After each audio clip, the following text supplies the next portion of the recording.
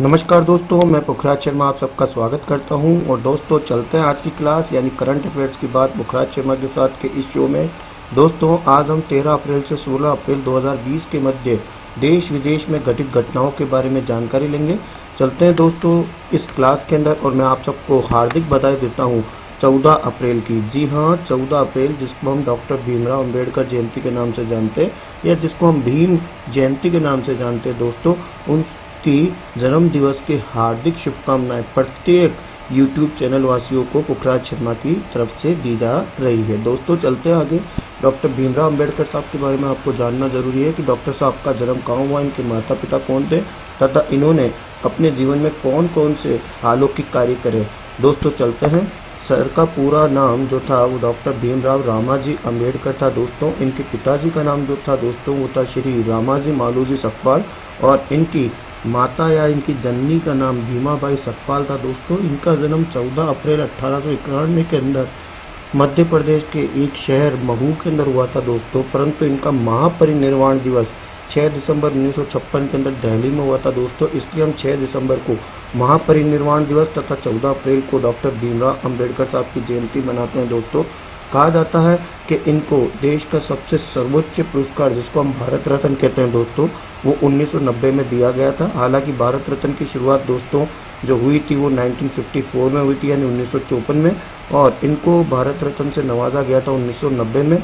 और ये चेयरमैन थे दोस्तों कॉन्स्टिट्यूशन ड्राफ्टिंग कमेटी के, यानी संविधान निर्माता जो कमेटी थी जो संविधान निर्माण के लिए बनी थी, उसके जो अध्यक्ष थे वो थे डॉक्टर भीमराव अंबेडकर जी। और डॉक्टर भीमराव अंबेडकर जी भारत देश के यानी हमारे स्वतंत्र भारत के पहले कानून मंत्री भी रह चुके थे दोस्तों। तो ये जो मुख्य मुख्य जानकारी वो आपको जानना जरूरी है। इनमें मैक्सिमम जो प्रश्न पूछा जाता है दोस्तों, पूछा जाता है 14 अप्रैल 1891 में महू एमपी। इसके अलावा 6 दिसंबर के दिन इनका महापरिनिर्वाण दिवस, और इनको भारत रत्न 1990 में, और संविधान निर्माण की कमेटी के जो चेयरमैन थे वो थे डॉक्टर भीमराव अंबेडकर सर। और उसके बाद पहले देश हमारे स्वतंत्र भारत के पहले कानून मंत्री भी कौन थे, डॉक्टर बी आर अम्बेडकर। तो चलते हैं दोस्तों इसके बाद अगली घटना के ऊपर। और अगली घटना जो बताती है वो बताती है कि हाल ही के अंदर जो हमारी मिनिस्ट्री ऑफ होम अफेयर्स है, जहाँ पे हमारे होम मिनिस्टर अमित शाह आपको नज़र आ रहे हैं, उन्होंने सभी देशवासियों को एक एडवाइजरी दी है। और एडवाइजरी के अंदर कहा गया है कि एक ऐप है जो कि बिल्कुल अनसेफ है, जिसके ऊपर कॉलिंग या वीडियो कॉलिंग होती है। दोस्तों आपको बताना है कि हमारे भारत की मिनिस्ट्री ऑफ होम अफेयर्स ने जो इशू निकाला है कि एडवाइजरी कॉलिंग के लिए, जिसके लिए कहा गया है कि ये जो ऐप है वो अनसेफ है, वो कौन सा है। और आपके विकल्प जो है दोस्तों वो है जूम, टीम व्यूअर्स, स्काइपी और आपका हाउस पार्टी। तो इसका सही आंसर होता है दोस्तों जूम। देखिएगा दोस्तों, जूम को जो है वो अनसेफ जो है ऐप डिक्लेयर कर दिया गया है the ministry of home affairs. इस पर आपके डाटा हैक हो सकते हैं दोस्तों। जूम के बारे में बताना चाहता हूँ। जूम जो वीडियो कम्युनिकेशन सॉफ्टवेयर कंपनी है दोस्तों, इसका headquarter San Jose California USA में है, यानी ये यूएसए बेस्ड कंपनी है, जिसका निर्माण 2011 में हुआ दोस्तों। और इसके जो फाउंडर और सीईओ जो है दोस्तों वो एरिक युआन है। और भारत देश के अंदर इसको हमारे जो होम अफेयर्स मिनिस्ट्री है उसने इस ऐप को अनसेफ डिक्लेयर कर दिया गया है। चलते हैं दोस्तों आगे। क्वेश्चन है दोस्तों, जूम के पश्चात जो अपन आगे चलते हैं उस क्वेश्चन में आ रहा है कि कौन सा ऐप जो है हाईएस्ट डाउनलोड हुआ है 13 दिन में। तो हम जानते हैं जिसमें लॉकडाउन सेकंड डिक्लेयर किया गया था, उस समय हमारे PM honourable PM Shri Narendra ji Modi ने हम सबको रिक्वेस्ट करी थी कि आपको इस ऐप को डाउनलोड करना चाहिए जो आपको कोविड-19 से बचा सकता है। यानी इसका नाम है दोस्तों आरोग्य सेतु ऐप। आरोग्य सेतु ऐप आपको कोरोना वायरस के बारे में अलर्ट दे देगा, यानी मैं सुरक्षित, हम सुरक्षित और भारत सुरक्षित। तो यहाँ पे आपको ये जानना ज़रूरी है कि आरोग्य सेतु ऐप है जो वर्ल्ड का फास्टेस्ट ऐप है, जो कि लगभग 50 मिलियन यूज़र्स के पास 13 दिन में पहुँच चुका है। ये ऐप जो है दोस्तों ये अलर्ट करता है यदि कोई आपके बिल्कुल क्लोज के अंदर आता है कोविड-19 पॉजिटिव केस, तो आपको हैंड टू हैंड ये अलर्ट कर देगा। तो ये कोविड-19 को रोकने में, जिसको अपन कोरोना वायरस कहते हैं, उसमें काफ़ी मददगार सिद्ध हो रहा है दोस्तों, जिसका नाम है आरोग्य सेतु ऐप। तो मैं भी आपसे रिक्वेस्ट करता हूं कि आप भी अपने एंड्रॉयड मोबाइल के अंदर आरोग्य सेतु ऐप, जो कि आपको कोरोना वायरस के बारे में देगा अलर्ट दोस्तों, वो आप डाउनलोड कर लें, ताकि आप भी कह सकें कि मैं सुरक्षित, हम सुरक्षित और हमारा देश भारत सुरक्षित। तो चलते हैं दोस्तों दो बड़े जो ऐप थी उसकी जानकारी के बाद पहला ऐप जो था वो जूम के बारे में बताया था, जो जूम को अनसेफ डिक्लेयर कराया होम मिनिस्ट्री के द्वारा। और दूसरा जो मैंने आपको बताया वो बताया दोस्तों आरोग्य सेतु ऐप, जो आपको कोरोना वायरस के बारे में अलर्ट जानकारी देगा। चलते हैं दोस्तों अगली स्लाइड के ऊपर, और अगली स्लाइड कहती है कि आपको ये बताना है कि G20 की जो एक्स्ट्रा ऑर्डिनरी फाइनेंस मिनिस्टर और सेंट्रल बैंक गवर्नर की जो वर्चुअल मीटिंग 2020 में हेल्ड हुई है, वो सेकंड मीटिंग G20 की कहाँ पर हुई है। और आपके ऑप्शन है दोस्तों ओसाका जापान, बिरेट्स रसिया, सऊदी अरबिया और USA। तो इसमें सही आंसर होता है दोस्तों सऊदी अरबिया। सऊदी अरबिया के अंदर जो है वो आपकी सेकंड जो एक्स्ट्रा ऑर्डिनरी फाइनेंस मिनिस्टर और सेंट्रल बैंक गवर्नर की वर्चुअल मीटिंग हुई है वो अभी हुई है दोस्तों। और इसके बारे में कोविड-19 को रोकने की बातचीत हुई है, जिसमें हमारी फाइनेंस मिनिस्टर निर्मला जी सीतारमन ने बाकायदा वीडियो कॉन्फ्रेंसिंग के द्वारा संबोधित करा था दोस्तों। यहाँ पे मैं आपको इन ऑप्शन के द्वारा बताना चाहता हूँ कि जो ओसाका जापान है, इस ओसाका जापान के अंदर G20 की एनुअल मीटिंग हुई थी 2019 की, बिरेट्स रशिया के अंदर G7 की मीटिंग हुई थी 2019 की, और सऊदी अरबिया में 2020 के अंदर G20 की मीटिंग होगी दोस्तों मेन, और USA के अंदर जो है वो G7 की 2020 में मीटिंग होगी। तो मैंने ऑप्शन भी आपको इस तरह से लिए हैं ताकि आपको सभी क्लियर हो जाए। यदि आपको G20 के बारे में पूछा जाए 2019 तो ओसाका जापान, और 2020 हो जाए तो सऊदी अरबिया की रियाद में, और G7 के बारे में 2019 आ जाए तो बिरेट्स रसिया, और 2020 के बारे में आ जाए दोस्तों तो USA। तो फिलहाल जो second G20 extra ordinary finance minister central bank and governor की वर्चुअल मीटिंग जो हुई है 2020 में, वो दोस्तों सऊदी अरबिया के अंदर हुई है। क्वेश्चन काफ़ी इंपॉर्टेंट है और इसमें हमारी फाइनेंस मिनिस्टर निर्मला जी सीतारमन ने जो है वीडियो कॉन्फ्रेंसिंग के द्वारा हिस्सा लिया था। और कोविड-19 के बारे में सभी जो 19+1 यानी 19 देश और एक EU है, उन्होंने इसको रोकने के लिए अथक प्रयास करे थे दोस्तों। चलते हैं दोस्तों अगली स्लाइड की तरफ, और अगली स्लाइड कहती है कि आपको ये बताना है कि किस देश ने WHO की फंडिंग रोक दी गई है।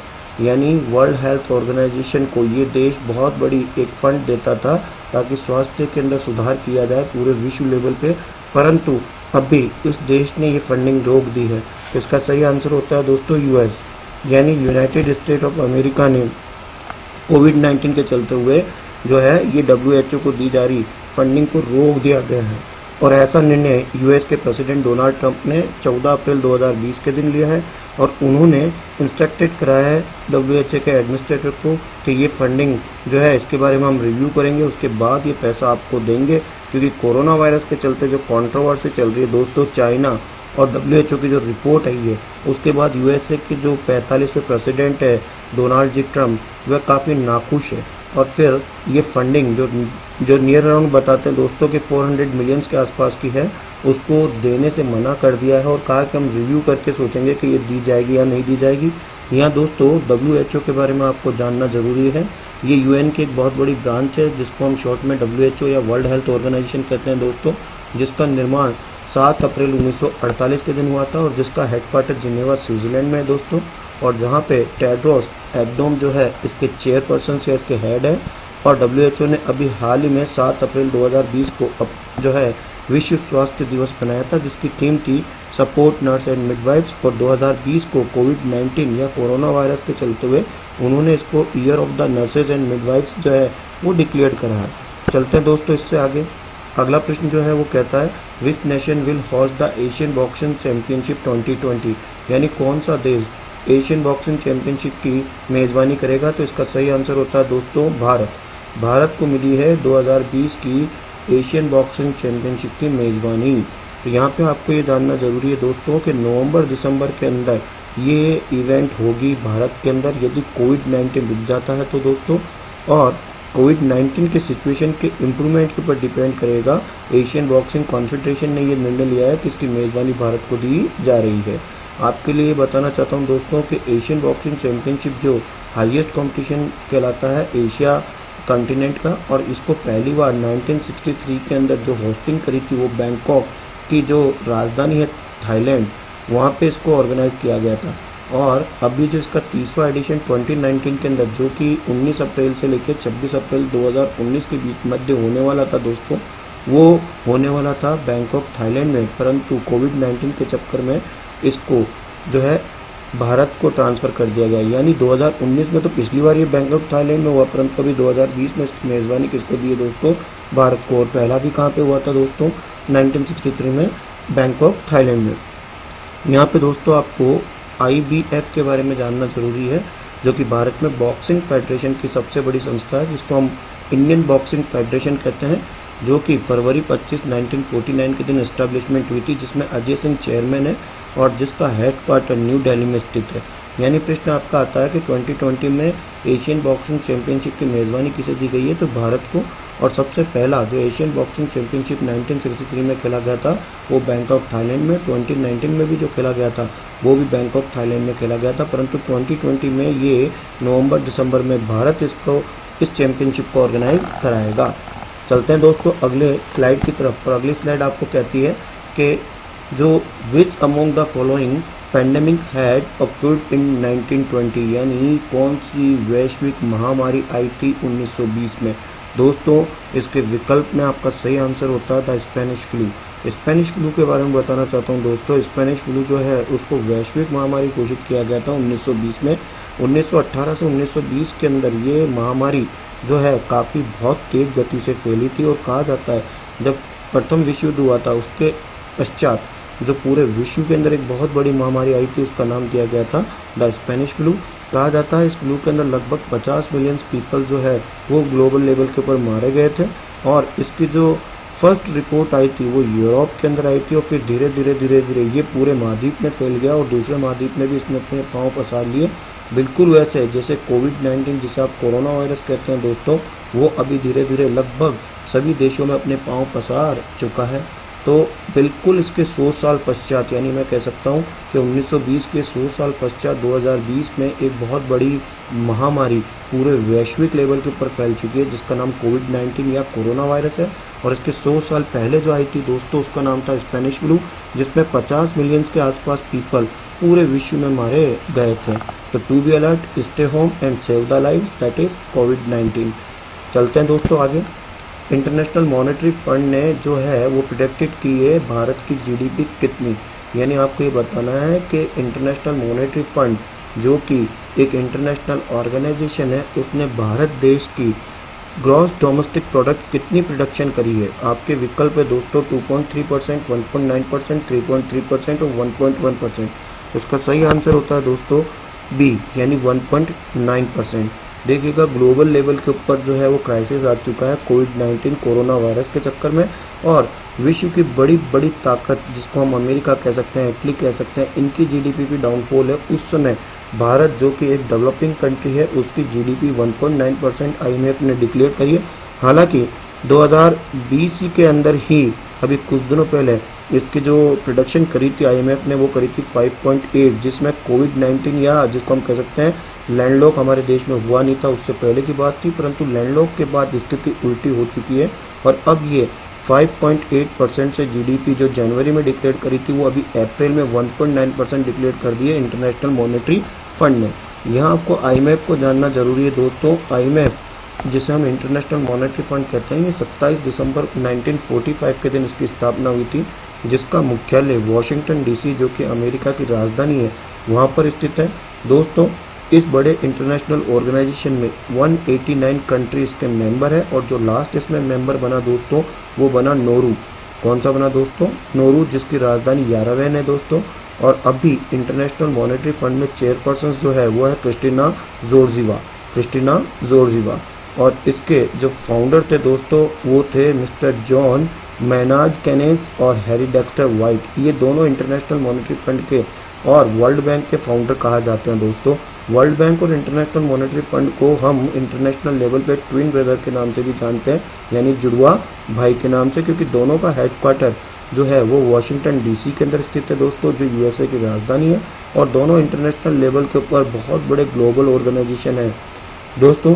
इसके जो फाउंडेड थे वो ब्रिटन वुड्स, इसका जो फाउंडेड हुआ था वो ब्रिटन वुड कॉन्फ्रेंस में हुआ था। और ब्रिटन वुड कॉन्फ्रेंस जो हुआ था वो 1944 में अमेरिका में हुआ था और ये सेकेंड विश्व युद्ध के पश्चात हुआ था, जिसमें जो ग्लोबल लेवल की इकोनॉमी कोलैप्स हो गई थी। उस समय देश के लोगों ने, यानी सभी देशों के लोगों ने ऐसा सोचा कि इंटरनेशनल लेवल के ऊपर दो बड़े इंटरनेशनल ऑर्गेनाइजेशन होने चाहिए।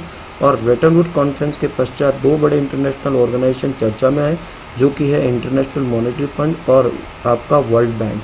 कहा जाता है दोस्तों इसमें पेपर गोल्ड, जिसको हम वर्चुअल करेंसी कहते हैं, जिसको हम SDR कहते हैं, यानी स्पेशल ड्राइंग राइट्स होता है दोस्तों, जिसका उपयोग लोग अपने देश के अंदर कर सकते हैं अपनी सोशल प्रॉब्लम को एबलिश करने के लिए, जिसकी स्थापना 1969 में की गई थी। तो कई बार ये प्रश्न पूछा गया है कि सफ़ेद सोना किसे कहते हैं, तो सफ़ेद सोना या पेपर सोना जिसको हम कह सकते हैं, तो ये पेपर सोना जो होता है वो SDR कहलाता है, यानी स्पेशल ड्राइंग राइट, जिसकी स्थापना 1969 में हुई थी। और ये इंटरनेशनल मॉनेटरी फंड में एक वर्चुअल कैपिटल या वर्चुअल करेंसी का काम करता है। चलते हैं दोस्तों, अगला प्रश्न आपको ये कहता है who has developed the Covid sample collection kiosk, यानी जिसको हम कॉपसैक कह सकते हैं। आपको ये बताना है कि इनमें से कौन से ऑर्गेनाइजेशन ने कोविड सैंपल कलेक्शन कियोस्क जो है वो स्थापित करा है या इसका विकास करा है।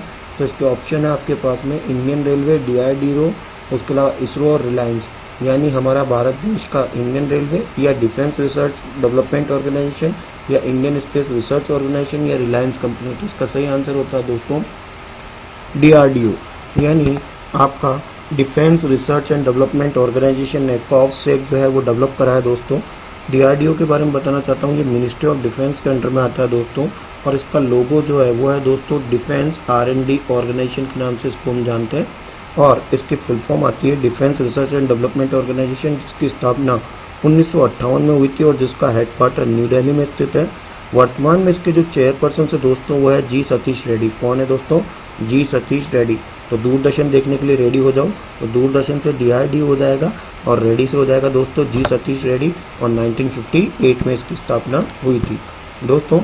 उसके पश्चात चलते हैं अगले प्रश्न की तरफ, और अगला प्रश्न कहता है दोस्तों कि कौन सा आपको स्टेट बताना है, यानी पहला स्टेट बताना है, भारत का पहला राज्य जिसने स्टार्ट करा है pool testing of covid sample, यानी कोविड-19 सैंपल को कलेक्ट करने के लिए जिस राज्य ने पहली पहल करी उसका नाम बताना है, और आपके विकल्प है केरला, दिल्ली, उत्तर प्रदेश, महाराष्ट्र। तो इसका सही आंसर होता है दोस्तों देश का सबसे जनसंख्या की दृष्टि से सबसे बड़ा राज्य जिसका नाम है दोस्तों UP, यानी उत्तर प्रदेश। उत्तर प्रदेश के अंदर जो है पहला राज्य हुआ जिसने स्टार्ट करा पूल टेस्टिंग कोविड-19 सैंपल के लिए दोस्तों। UP में CM जो है वो आदित्यनाथ योगी है दोस्तों, जो वेरी इंपॉर्टेंट क्वेश्चन है, और UP की राजधानी जो है दोस्तों वो लखनऊ है, और जहाँ पे गवर्नर है आनंदीबेन पटेल, आनंदीबेन पटेल। चलते हैं दोस्तों आगे, आपको प्रश्न जो पूछा है वो ये पूछा जा रहा है कि जलियांवाला बाग जो घटना घटित हुई थी वो कब घटित हुई थी। ये देखिएगा एक वैश्विक लेवल का बहुत ही बढ़िया क्वेश्चन है दोस्तों, और इसमें कई बार पूछा जाता है कि जलियांवाला बाग जो घटना हुई थी जिसको हम हत्याकांड कह सकते हैं, दुखद हत्याकांड, ये कब घटित हुआ था। तो आपके विकल्प है दोस्तों अप्रैल 13, 1919, अप्रैल 11, 1919, अप्रैल 12, 1919, अप्रैल 12, 1920। तो सही आंसर होता है दोस्तों अप्रैल 13, 1919, यानी अप्रैल 13, 1919 की उस घटना को हम कभी नहीं भूल सकते हैं, जो कि अमृतसर के पंजाब अमृतसर के जलियांवाला जगह पे हुई थी, जलियांवाला बाग पे हुई थी। कहा जाता है दोस्तों कुछ लोग शांतिपूर्ण तरीके से रोलेट एक्ट का विरोध कर रहे थे। एक रोलेट एक्ट आया था दोस्तों 1919 में, जिसको हम कह सकते हैं कि the anarchical and revolution crime act 1919, जिसमें किसी भी व्यक्ति को जो प्रोटेस्ट कर रहे हैं पीसफुल प्रोटेस्ट कर रहे थे उसके अगेंस्ट जनरल डायर ने गोलियां चलाई थी दोस्तों, और जिसमें काफ़ी सिख जो हमारे भाई और बहन हैं वो उनकी निर्मम हत्या करी थी जनरल डायर ने, जो कि इंग्लैंड का रहने वाला था दोस्तों। और ये दुखद घटना जो हुई थी वो हुई थी दोस्तों 13 अप्रैल 1919 के अंदर। तो कई बार ये प्रश्न पूछा जाता है दोस्तों कि जो भीड़ भाड़ वाला जो एरिया था जिसका नाम था जलियांवाला बाग, वहाँ पे निर्मम हत्या किसने करी थी? जनरल डायर ने करी थी, और वो दुखद घटना घटित हुई थी 13 अप्रैल 1919 को, जिसको भारत या वैश्विक लेवल पे कोई भी इस घटना को नहीं भूल सकता है। दोस्तों ये थी करंट अफेयर्स की बात पुखराज शर्मा के साथ की आज की करंट अफेयर्स, जो कि हमने 13 अप्रैल से लेकर 16 अप्रैल 2020 के मध्य करी थी। जो इम्पोर्टेंट प्रश्न थे उनको डिटेल से लिया था। मैं आशा करता हूं दोस्तों आपको ये काफ़ी पसंद आई होगी। अगली बार फिर मिलेंगे एक नए वीडियो के साथ, तब तक के लिए पुखराज शर्मा को इजाज़त दीजिए दोस्तों। जय हिंद, जय भारत।